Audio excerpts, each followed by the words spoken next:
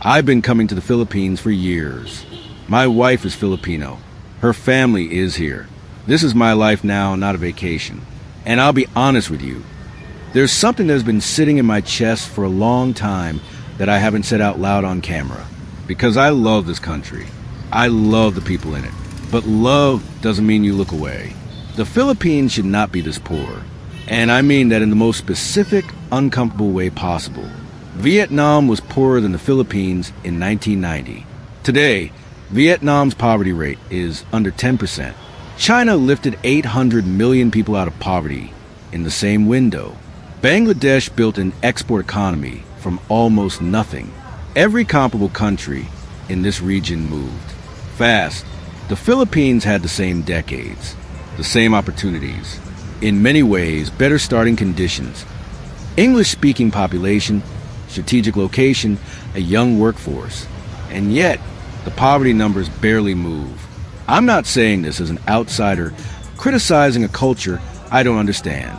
I'm saying this as someone sitting inside a Filipino family, watching smart, hardworking, genuinely good people run as fast as they can on a treadmill that was never built to take them anywhere. So I started asking why. And what I found wasn't one thing. It was a system, a cycle, one that feeds itself. And the deeper I went, the more uncomfortable I got. Let me walk you through it. Right now, somewhere between 26 and 30% of Filipino children under 5 are physically stunted. Their bodies and brains are not developing properly because they are not getting enough nutrition during the most critical window of human development. The first 1,000 days of a child's life, from conception to around age 2, that's when the brain builds itself. That's when the architecture gets laid down, and if the building materials aren't there, the structure doesn't form properly. This isn't a metaphor. This is biology. Medical research on early childhood malnutrition is clear. Severe nutritional deficits during those first 1,000 days cause irreversible losses in cognitive capacity, IQ, memory, the ability to think flexibly, solve problems, plan ahead. These are not things you recover from later with tutoring. These are not gaps you close with a good teacher. Once that window closes, it closes. I've seen this in my wife's province. Kids who are smart, curious, full of energy, but their families are surviving on rice and whatever they can grow. And no one is talking about what that does over 1,000 days. A child who is cognitively stunted at age 2 enters school already behind. Not behind in a way anyone can see, just quietly behind. They try, but the cognitive tools aren't fully there. The processing speed, the working memory, the abstract thinking. By age 10, roughly 90% of Filipino children cannot read and understand a simple text. 90%. That's not a school funding problem. That's a generation arriving at school already hurt before anyone failed them there. In recent PISA rankings, the global benchmark for education, the Philippines ranked near the very bottom, 77th out of 81 countries. In reading, in math, in science, near the bottom of the entire world. Even the kids who push through, who graduate, who get degrees, many of them come out without the skills employers actually need. Employers across industries report the same thing. Graduates can pass an exam, but they can't solve a problem they haven't seen before. They can't improvise. They can't think critically. That's the output of a system that rewards memorization and getting the right answer on someone else's test. It doesn't reward questioning. It doesn't reward building or experimenting. My wife is brilliant. I've watched her figure out things that would take most people twice as long. But she'll be the first to tell you the school system never asked her to think. It asked her to remember. Combine that with the cognitive deficits from early malnutrition, and you get a workforce that is enormous but struggles to compete for the jobs that actually build national wealth. So it flows toward what's accessible. Call centers, domestic work, manual labor. Real work done by real people, but not the kind that lifts a country out of poverty at scale. Here's what nobody tells you. The people who actually escape this cycle, the ones with the drive, the intelligence, the grit to build real skills, most of them leave, not because they hate the Philippines, because the opportunity isn't here. The Philippines' biggest export isn't electronics. It's people. Specifically, it's the best people. Doctors, nurses, engineers, accountants. The selection process for a work visa to US, Canada, Australia, the Gulf states filters for exactly those qualities.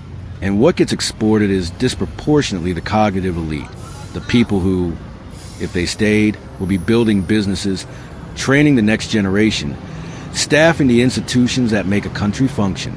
They leave. They send money home. And the money is not nothing. Remittances are around 8 to 9% of GDP. It keeps families alive, pays for the rice, the school fees, the roof. But it also does something nobody talks about directly. It relieves the pressure that would otherwise force change. When a family has someone abroad sending money home, the urgency to fix the local system drops. A portion of the able-bodied workforce ends up in what's called Tambay culture, standing around, waiting, not building anything. Men technically of working age, functionally disengaged from the formal economy. I'm not judging. I understand the math. When local jobs are low wage and unstable, and the money is already coming from abroad, the rational calculation changes. But at the aggregate level, a significant portion of the potential workforce is not creating value, and the system that keeps families alive is quietly subsidizing that non-participation. The OFW program is an accident. The Philippines has a dedicated government agency, the POEA, specifically designed to facilitate the export of its own labor force. It trains workers for foreign deployment. It negotiates bilateral agreements. It actively manages the outflow. Think about that. A government agency whose function is to send citizens abroad, structurally, as a feature of the economy, not a bug. And those remittances allow the government to avoid solving the domestic employment problem. If they stop tomorrow, the pressure to create real jobs would become unbearable. The system would have to change. But they don't stop. They grow. And so the pressure stays managed, and the system stays intact. Here's a number that stopped me cold. 9 individual people in the Philippines hold more wealth than the bottom 55 million. That's not dramatic exaggeration. That's an Oxfam figure. While food prices were rising, while rice was getting more expensive, while ordinary Filipino families were getting squeezed, the combined wealth of the 50 richest Filipinos climbed to $86 billion by late 2025, rising in the middle of an affordability crisis. When economists say the economy is growing, and it is, the numbers are real. The question is who that growth actually serves. In peak years, the increase in collective wealth of just 40 families has been equivalent to over 70% of the entire nation's GDP growth. The pie is getting bigger. The slices for most people aren't changing. As of 2026, 76% of the House of Representatives and 83% of the Senate belong to political dynasties. Families with surnames you recognize who have held office for decades. Father is governor, son is congressman, wife is mayor, all in the same province, all at the same time. These are not bad people necessarily, but they are people whose political survival depends on the system staying exactly as it is. And then there's the church. The Philippines is around 80% Catholic, and the Catholic Bishops' Conference has been one of the most powerful organized political forces in the country for decades. It helped topple a dictatorship. Bishops make statements that move elections. The reproductive health law, a law that would have made contraception and family planning universally accessible, directly addressing fertility gap, where the poorest women are having the most children, was proposed, debated, blocked, challenged, partially passed, and gutted over 2 decades. 2 decades. In the poorest municipalities, where the need is most acute, mayors aligned with the diocese made access practically impossible. That is a direct, traceable line between institutional religious power and the perpetuation of poverty conditions. I'm not attacking faith. I'm married into a Catholic family. I'm describing a political outcome. Media ownership in the Philippines is heavily concentrated. Major television networks, newspapers, online platforms, a large portion owned by or tied to the same oligarchic families, controlling the broader economy. And social media, which looked like it would change everything, brought something else. Disinformation at industrial scale.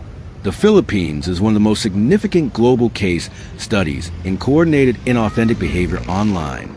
Troll farms, paid networks, sophisticated operations tied directly to electoral politics. A population already struggling with low information literacy. Remember, 90% of kids not reading at grade level is being targeted by some of the most sophisticated online manipulation operations in the world. Democracy without information integrity is just theater with voting booths. Every single thing I've described, the malnutrition, the education failure, the fertility gap, the brain drain, the Tambe dependency, the oligarchy, the dynasties, the captured media, every one of them is a solvable problem. South Korea solved it. Taiwan solved it. Vietnam is solving it. The solutions are known. They've been proposed in the Philippines repeatedly across decades. They don't happen, which tells you something important. Poverty at this scale, this persistent, this structurally reinforced. It doesn't persist by accident. It persists because the people with the power to change it have no incentive to.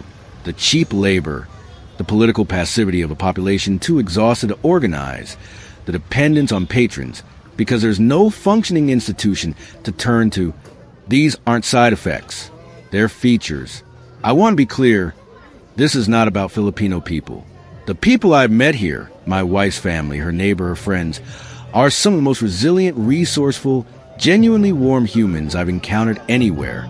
The problem is not the people. The problem is a system that was not built for them to win. And I think about that a lot, because I chose this country. I'm building a life here, and I don't want to look at the people I love and explain to them why the deck was stacked before they were born. So I'm going to keep asking the questions that are uncomfortable to ask. If you're living in the Philippines, as a local, as an expat, as someone who married into this culture like I did, I want to know what you think. Do you think this cycle can be broken, or has it gone too deep? Leave it in the comments. I read every single one. And if this video hit something real for you, share it. These are conversations worth having. See you in the next one.